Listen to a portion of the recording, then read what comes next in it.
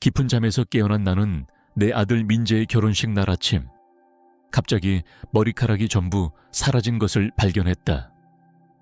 며느리 수진이 남긴 쪽지가 내 옆에 놓여 있었다. 이제 당신에게 어울리는 모습이 됐어요. 촌스러운 할머니.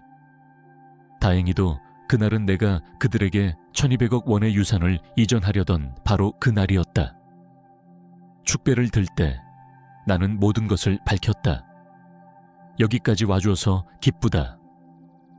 내 이야기를 끝까지 따라와 보고 어느 도시에서 이 이야기를 보고 있는지 댓글로 알려주길 바란다. 내 이야기가 어디까지 퍼져나갔는지 보고 싶다. 그날 아침 이상한 느낌에 휩싸여 눈을 떴다. 내 유일한 아들 김민재의 결혼식 날, 어머니로서 가장 행복해야 할 날이었다. 하지만 뭔가 끔찍하게 잘못된 기분이 들었다. 본능적으로 손을 머리에 가져갔고 아무것도 느껴지지 않았다. 매끄럽고 차가운 피부뿐이었다. 심장이 터질 듯 쿵쾅거리며 침대에서 벌떡 일어났다. 욕실 거울로 달려가 본 내 모습은 나를 얼어붙게 했다. 65년 동안 정성껏 갖고 온 내 회색빛 머리카락이 완전히 사라졌다. 단 한 올도 남아있지 않았다.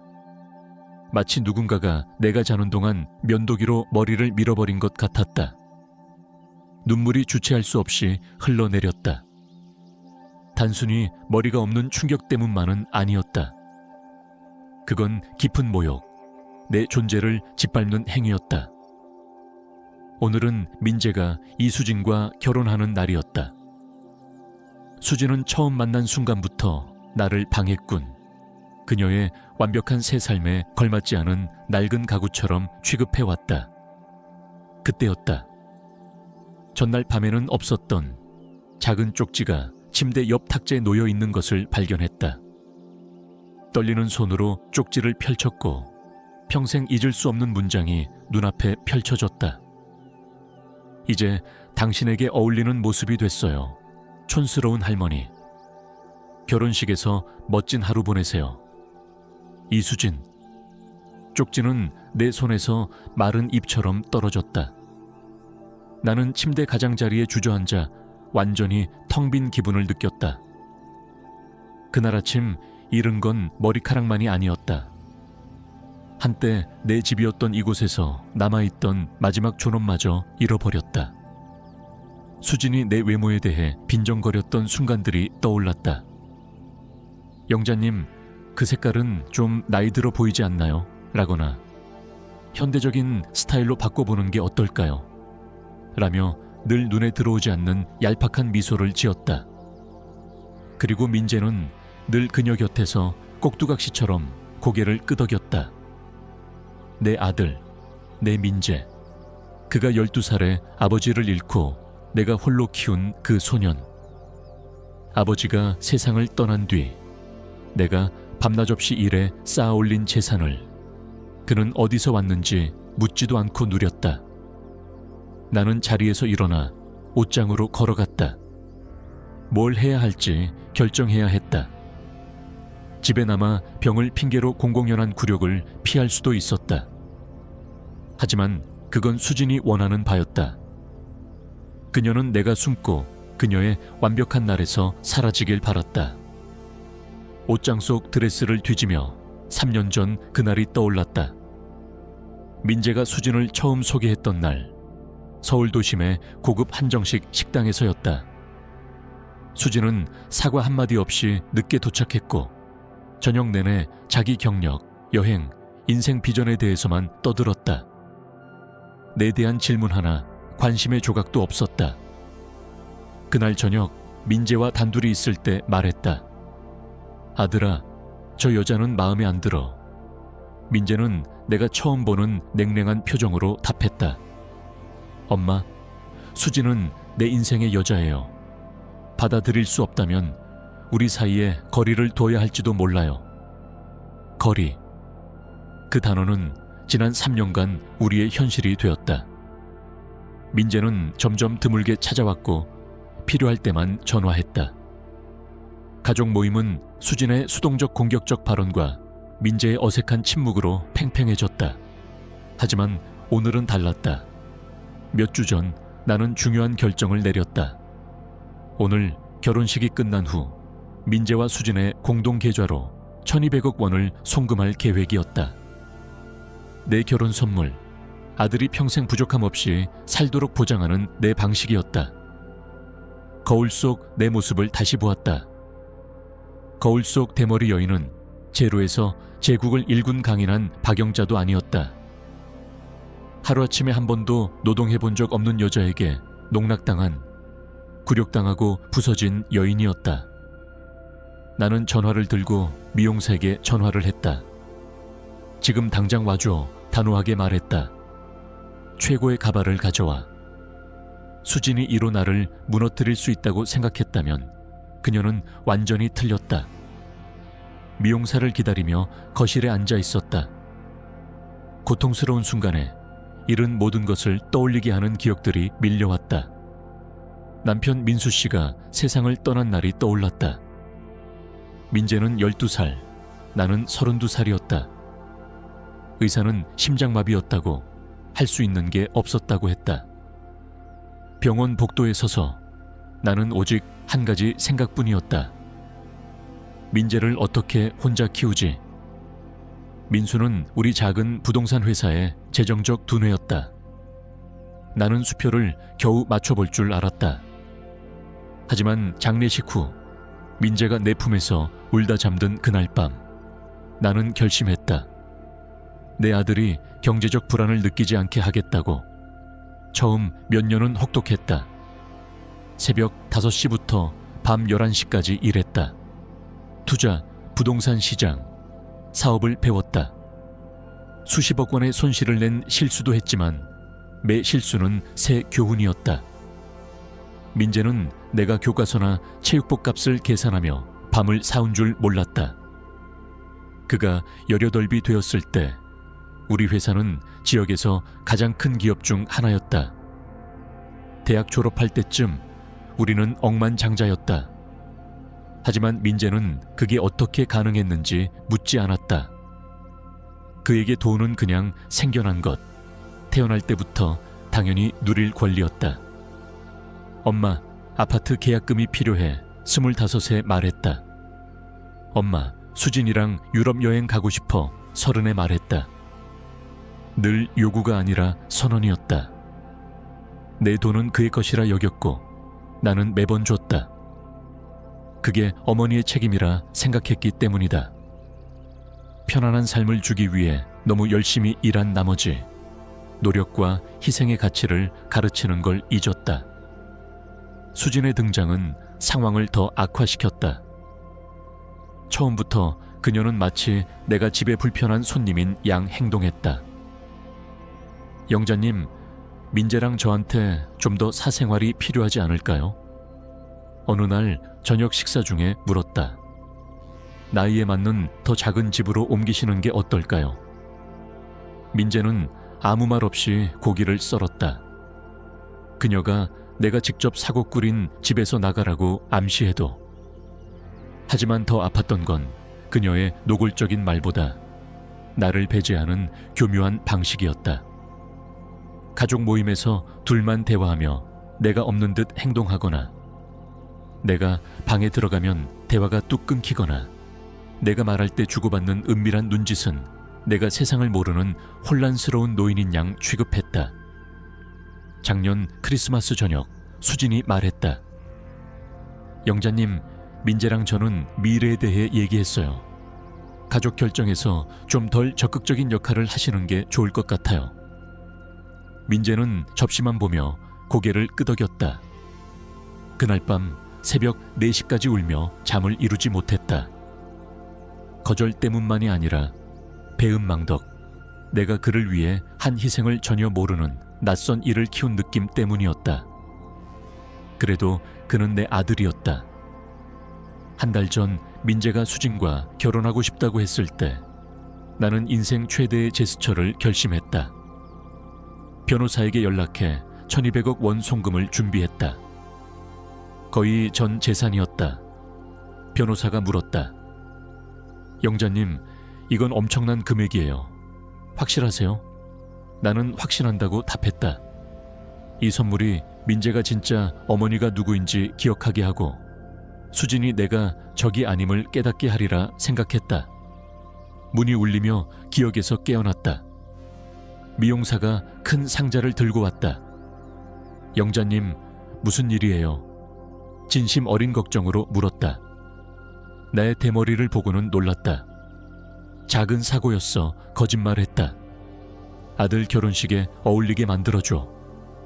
그녀가 완벽히 가발을 씌우는 동안 거울을 보며 결심했다. 결혼식에 갈 것이다. 미소 짓고 신랑 신부를 축하하고 축배 연설을 할 것이다. 하지만 그 아침 내 안에서 뭔가가 변했다. 수진이 예상치 못한 변화였다.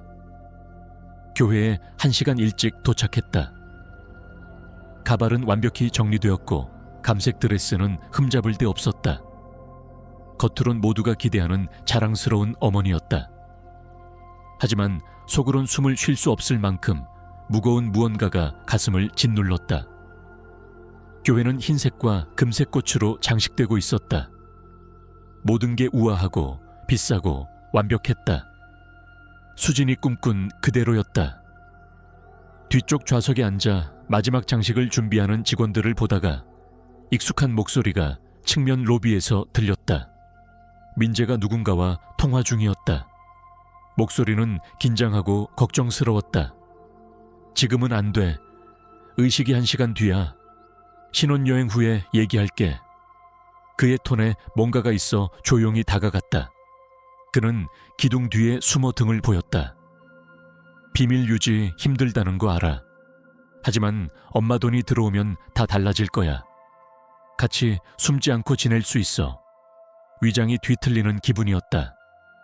무슨 돈? 누구와 숨지 않고? 유나야. 민재가 계속했다. 세상이 무너졌다. 유나는 그의 비서 25살의 젊은 여자였다. 민재가 수진과 결혼을 앞두고 비밀 연애를 하고 있었다. 더 가까이 다가가 심장이 터질 듯 쿵쾅거렸다. 수진은 아무것도 몰라. 완벽한 결혼식에 정신없어서. 엄마는 날 기쁘게 하려고 뭐든 할 거야. 그 말은 칼처럼 내 심장을 찔렀다. 날 기쁘게 하려는 절박함. 내 아들이 날 그렇게 봤나? 미안하지 않아. 민재가 유나의 질문에 답했다. 수진은 나와 엮이면서 뭘 하는지 알았어. 그녀도 돈을 원하는 거야. 우리 둘 댁에 이 결혼은 편의적인 거지. 엄마는 좋은 삶을 살았어. 이제 사업 걱정 없이 은퇴 즐길 때야. 은퇴. 마치 내가 임기를 채운 직원이라도 되는 듯 연금 주고 버릴 수 있는 존재로 여겼다. 그의 대화는 더 끔찍해졌다. 민재는 모든 걸 계획했다. 수진과의 결혼은 내 돈을 얻기 위한 사기였다. 유나와의 관계가 진짜였고 돈이 생기면 이혼하고 새 삶을 시작하려 했다. 송금 후 몇 달 기다릴게. 수진이랑 따로 살고 싶다고 엄마를 설득할 거야. 결국 양로원으로 보낼게. 65살이야. 당연한 거지. 양로원. 그들은 나를 완전히 버리려 했다. 발소리가 가까워지자 황급히 물러나 제단꽃을 확인하는 척했다. 민재가 몇 분 후 나타나 긴장한 듯 웃으며 행복한 신랑 연기를 했다. 엄마, 예뻐요. 이 색깔 딱이네요. 나는 그의 눈, 한때 순진했던 내 아들의 눈을 보았다. 이제 낯선 이의 눈이었다. 고마워 아들. 내 생에 가장 거짓된 미소를 지으며 답했다. 내 특별한 날이라 나도 설레. 민재가 나를 안았고 한순간 그를 따지고 싶었다. 하지만 본능인지 생존 욕구인지 처음으로 상황을 완벽히 깨달았다. 수진은 어디 있니? 캐주얼하게 물었다. 신부 대기실에. 신부라 좀 스트레스 받았나 봐. 스트레스? 내가 방금 알아낸 걸 안다면 그 이상일 터였다. 가서 축하 인사라도 해야겠네. 내가 말했다. 민재는 신부와 얘기하려는 사제에게로 갔다. 떨리는 다리로 대기실로 갔다. 수진이 유나를 아는지 아니면 그녀도 속고 있는지 알아야 했다. 문이 살짝 열려 웃음소리와 대화가 들렸다. 조용히 다가가 수진의 목소리를 들었다. 자, 여러분. 몇 달 뒤면 공식적으로 부자가 돼. 민재는 내가 이미 이혼 변호사와 상의한 줄 몰라. 결혼재산 분할법으로 오늘 받는 돈의 절반은 내 거야. 다리가 후들거렸다. 수진도 계획이 있었다. 민재를 이용하고 있었다. 그 할머니는 친구가 웃으며 물었다. 박영자는 다루기 쉬워. 수진이 경멸하듯 말했다. 이미 내 손아귀에 있어. 돈 송금 후 민재를 설득해 어딘가에 집어넣을 거야. 너무 오래 자기가 전부인 줄 알았지. 그들의 웃음은 하이에나 같았다. 나는 악몽 속에 있는 듯 물러났다. 내 아들은 비서와 나를 배신했고 며느리는 돈을 위해 이혼을 계획했다. 나는 65세의 바보, 1200억 원을 은쟁반에 바치려던 바보였다. 하지만 이제 모든 걸 알았다. 그들은 내가 아는 줄 몰랐다. 교회 주차장에서 떨리는 손으로 전화기를 들었다. 세상이 무너졌지만 처음으로 맑은 정신이 들었다. 20년간 신뢰한 변호사 김대현에게 전화했다. 두 번째 신호에 받았다. 영자님, 잘 지내세요? 오늘 송금 준비됐나요? 대현씨, 예정된 송금을 즉시 취소해줘요. 단호히 말했다. 잠시 침묵. 확실하세요? 서류는 준비됐고 의식 후 최종 승인만 남았어요. 완전히 확실해요. 내일 아침 집으로 와줘요. 유언장에 큰 변화를 줘야겠어요. 무슨 일이죠? 가족에 대해 아주 깨우치는 계시를 받았어요. 전화를 끊고 정장을 차려입은 가족들, 민재와 수진의 친구들, 내가 아는 이들이 교회로 오는 걸 보았다. 그들은 사랑의 결합을 축하하러 왔지만 가장 정교한 사기를 보고 있었다. 나는 진실을 알았다. 이제 그 정보로 뭘 할지 결정해야 했다. 민재를 직접 대면해 그의 통화를 들었다고 할까? 수진에게 그녀의 이혼 계획을 안다고 할까?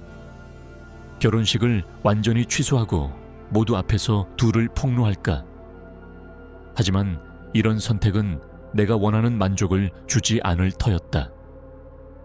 그들은 몇 달, 어쩌면 몇 년을 나를 이용하고 버릴 계획을 세웠다. 더 창의적인 걸 받을 자격이 있었다. 의식이 시작되자 교회로 돌아갔다. 중앙 통로를 걸어 첫 줄에 앉으며 모두가 기대하는 행복한 어머니처럼 미소 지었다. 민재는 나를 보며 긴장한 미소를 보냈다. 1,500만 원짜리 프랑스 레이스 드레스를 입은 수진은 살짝 고개를 끄덕였다. 둘 다 완벽한 연기였다. 사제가 사랑, 신뢰, 충실에 대해 설교하는 동안 나는 다음 단계를 계획했다. 그들의 거짓된 서약을 들으며 이상한 평온이 나를 감쌌다. 이 부부가 결혼하지 말아야 할 이유를 아는 분, 사제가 물었다. 한순간 일어나고 싶었다. 충격과 혼란, 그들의 즉각적 굴욕을 상상했다. 하지만 침묵했다.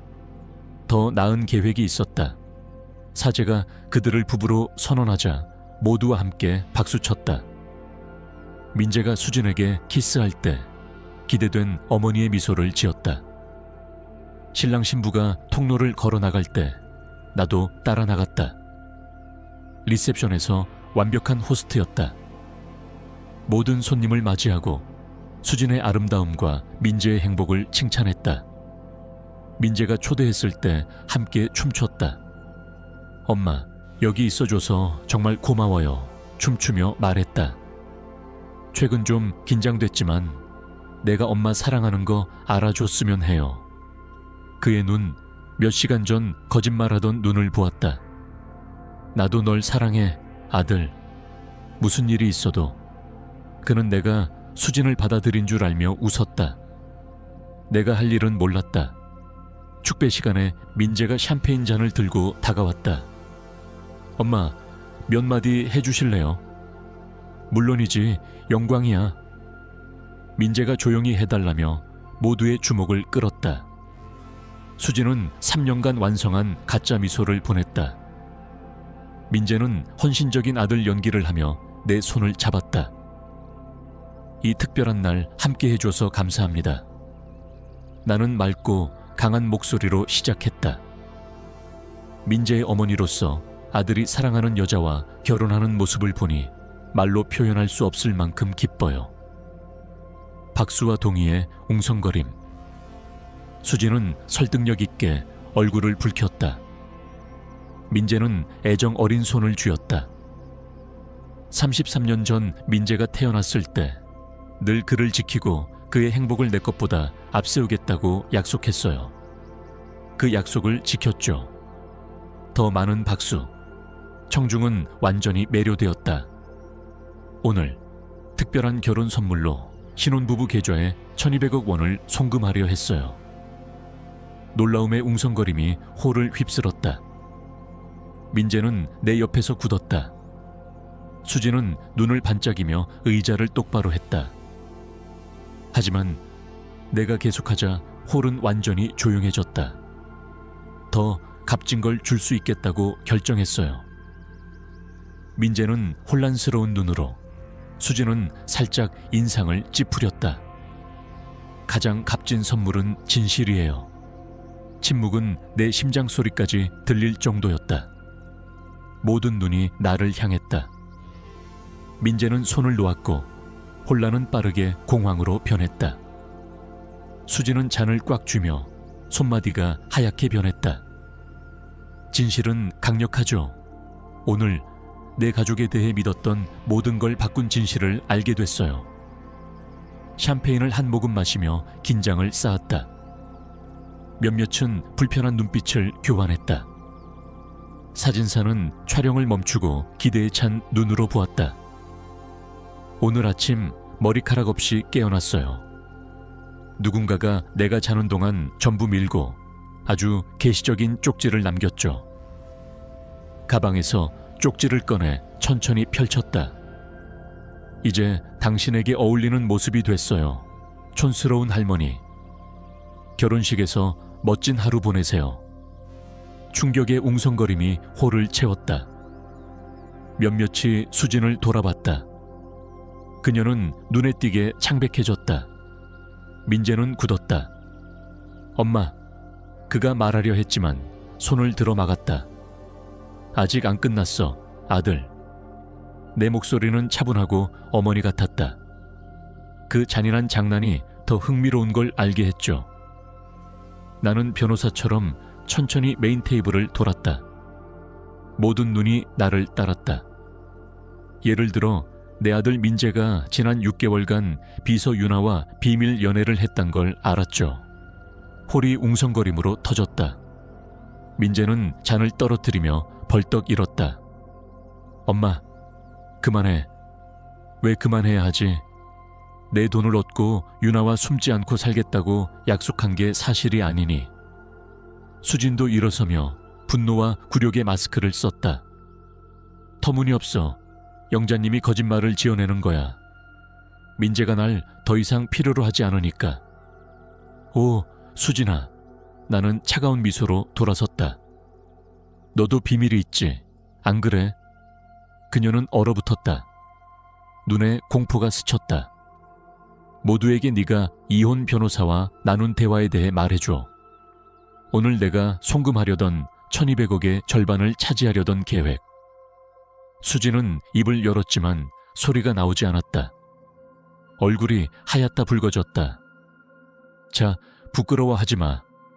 돈을 확보한 뒤 민재를 설득해 나를 요양원에 보내려던 계획도 말해. 홀은 완전히 조용했다. 몇몇은 입을 벌렸고 몇몇은 몰래 핸드폰으로 녹화했다. 수진의 부모는 경악한 표정으로 다가왔다. 민재가 마침내 목소리를 찾았다. 엄마, 이게 다 어디서 나온 거예요? 내 입에서 나왔지, 민재. 오늘 아침 유나와 통화하는 걸 들었어. 모든 단어, 모든 계획. 민재는 끈이 끊긴 꼭두각시처럼 의자에 주저앉았다. 그리고 널 대기실에서 들었어. 나는 수진을 향했다. 친구들에게 내 재산을 얻고 민재와 이혼할 계획을 말했지. 수진이 폭발했다. 이건 다 거짓이야. 이 미친 할머니가 날 질투해서 지어낸 거야. 질투. 내 목소리가 처음으로 높아졌다. 뭐를 질투해? 날 훔치려는 아들, 너희 사랑이 진짜라 믿었던 내가 바보였던 걸. 나는 손님들을 향했다. 33년간 홀로 된 뒤 아들을 위해 제국을 일궜어요. 내 행복, 기회를 희생했죠. 눈물이 흘렀다. 슬픔이 아니라 해방의 눈물이었다. 오늘 나는 장애물, 제거해야 할 촌스러운 할머니로 여겨지는 걸 알았어요. 민재가 눈물로 일어섰다. 엄마, 제발 설명하게 해줘. 뭐를 설명해? 다른 여자를 위해 수진을 떠나려는 걸. 내 집에서 나를 내쫓으려던 걸. 수진의 아버지가 다가와 물었다. 이게 사실이니? 수진은 아버지, 민재, 나를 번갈아 보았다. 처음으로 준비된 조작이 없었다. 이건 오해예요. 그녀가 더듬었다. 아니야, 나는 단호히 말했다. 이건 진실이야. 너희 둘은 아무것도 받지 못할 거야. 나는 홀을 나서며 한 번 더 멈췄다. 아, 1200억은 오늘 아침 취소됐어. 그게 진짜 결혼 선물이야. 촌스러운 할머니 돈 없이 너희 삶을 꾸려가. 내가 나가며 들은 건 수진의 비명과 민재의 절박한 애원이었다. 단단한 걸음으로 차로 갔다. 몇 년 만에 처음으로 맑은 공기를 마셨다. 뒤에서 소란 의자 끌리는 소리, 유리 깨지는 소리가 들렸다. 하지만 나는 그 이야기에 더 이상 속하지 않았다. 집으로 가며 전화가 끊임없이 울렸다. 민재, 수진, 모르는 번호들. 전화를 끄고 조용히 운전했다. 집에 도착하니 몇 년 만에 진정 내 집 같았다. 수진을 화나게 할까봐 발끝으로 걷지 않아도 됐다. 모든 게 괜찮은 척할 필요 없었다. 뒷마당이 보이는 거실에 앉아 가발을 벗었다. 대머리는 더 이상 굴욕이 아니었다. 해방의 상징이었다. 수진은 나를 모욕하려 했지만 오히려 진실을 보게 해줬다. 그날 밤 몇 년 만에 가장 깊이 잤다. 다음 날 약속대로 대현이 왔다. 영자님, 어제 일로 소셜미디어에서 난리예요. 괜찮으신가요? 그 어느 때보다 좋아, 솔직히 답했다. 요청한 서류 가져왔나요? 네, 하지만 이 변경은 꽤 극적이에요. 확실하세요? 나는 확신한다고 했다. 새 유언장은 간단했다. 내 전 재산은 홀몸 여성의 창업을 돕는 새 자선단체에 나누어질 것이다. 민재는 한 푼도 받지 못한다. 민재가 유언장에 이의를 제기하면요. 대현이 물었다. 그렇게 해보라지. 그의 음모 대화를 다 녹음했어. 어떤 판사라도 내 결정을 이해할 거야. 이후 몇 주, 민재는 끊임없이 연락했다. 처음엔 애원, 다음은 법적 위협, 마지막으론 감정적 협박이었다. 수진도 찾아와 눈물로 용서를 빌었다. 영자님, 오해였어요. 민재랑 새로 시작하고 싶어요. 문틈으로 그녀를 보았다. 진짜 관계, 날 ATM이 아니라 인간으로 존중하는? 네, 정확히 그래요. 그녀가 눈물로 말했다. 교훈을 얻었어요. 배운 게 다행이네. 하지만 너희 교육은 더 이상 내 책임이 아니야. 문을 닫고 다시 열지 않았다. 2달 후 민재와 수진이 이혼했다는 소식을 들었다. 유산이 없다는 걸 알자 그들의 계획은 빠르게 무너졌다. 민재는 유나와 관계를 이어가려 했지만 그녀도 그가 재산을 잃자 떠났다. 수진은 부모 집으로 돌아가 몇 년 만에 일자리를 찾았다. 민재는 고급 차를 팔고 작은 아파트로 이사했다. 만족감을 느꼈다고 할 수 있지만 사실 아무 느낌도 없었다. 그들은 더 이상 내 감정의 일부가 아니었다. 대신 나는 새 삶을 꾸렸다. 65세에 완벽한 가족 제공자 역할로 미뤄왔던 모든 걸 시작했다. 그림 수업에 등록했고 젊었을 때 꿈꿨던 풍경화에 재능이 있음을 알았다. 같은 나이에 홀몸 여성 강사 미영과 친구가 되었다. 우리 자신을 먼저 두면 정말 꽃 피운다니까 그녀가 말했다. 이탈리아, 프랑스, 일본을 여행했다. 가족 책임 때문에 비싸고 비현실적이라 여겼던 곳들. 토스칸에서 2년 전 아내를 잃은 70세 이탈리아인 로베르토를 만났다. 첫눈에 반한 사랑은 아니었지만 서로를 알아가는 깊은 연결이었다. 아내는 아이들이 크면 우리가 누구인지 다시 배워야 한다고 했어. 그가 포도밭을 걸으며 말했다. 하지만 틀렸어. 예전의 나로 돌아가는 게 아니라 새로 될 나를 발견하는 거야. 그는 옳았다. 나는 예전 박영자를 되찾는 게 아니었다. 새 버전을 만들었다. 결혼식 파국 1년 후 가족집을 팔았다. 혼재는 너무 컸고 더 이상 필요 없는 기억으로 가득했다. 바닷가 근처 작은 집을 샀다. 완벽한 화실과 꽃을 키울 정원이 있었다. 계약서에 사인하던 날 민재가 마지막으로 나타났다. 엄마, 내가 자란 집을 정말 팔 건가요? 그는 야위고 눈밑이 거뭇했다. 33세보다 늙어 보였다. 하지만 그의 눈엔 결혼식 날에 냉혹함이 없었다. 이른 듯 보였다. 응, 이제 앞으로 나아갈 때야. 우린요, 고칠 기회는 없나요? 처음으로 모성애 같은 아픔을 느꼈다. 하지만 더 이상 아들 아픔을 막으려 모든 걸 희생하는 여인이 아니었다. 민재야, 너는 우리 사이를 돌이킬 수 없게 망가뜨린 결정을 했어. 나는 그 결과와 함께 사는 법을 배웠어. 이제 내 차례야. 하지만 엄마예요. 그가 속삭였다. 33년간 네 엄마였지. 내 모든 걸 줬어. 이제 내 인생 책임질 때야. 문을 닫는 건 쉽지 않았지만 필요했다. 2년 후 나는 상상도 못했던 삶을 살고 있다. 내 그림은 지역 갤러리에서 팔렸다. 로베르토와 장거리 연애는 우리 둘에게 완벽하다. 서로 방문하고 함께 여행하지만 독립은 유지한다. 아침은 바닷가 테라스에서 커피로 시작한다. 오후는 그림 그리거나 책 읽으며 보낸다. 거울을 볼 때 마침내 나 자신에게 속한 여인을 본다. 머리는 전보다 더 하얗게 자랐다.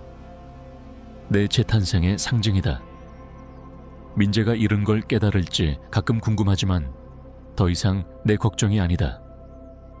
모성애는 이용당하는 걸 허락하는 게 아니라 아플 때조차 한계를 두는 사랑임을 배웠다.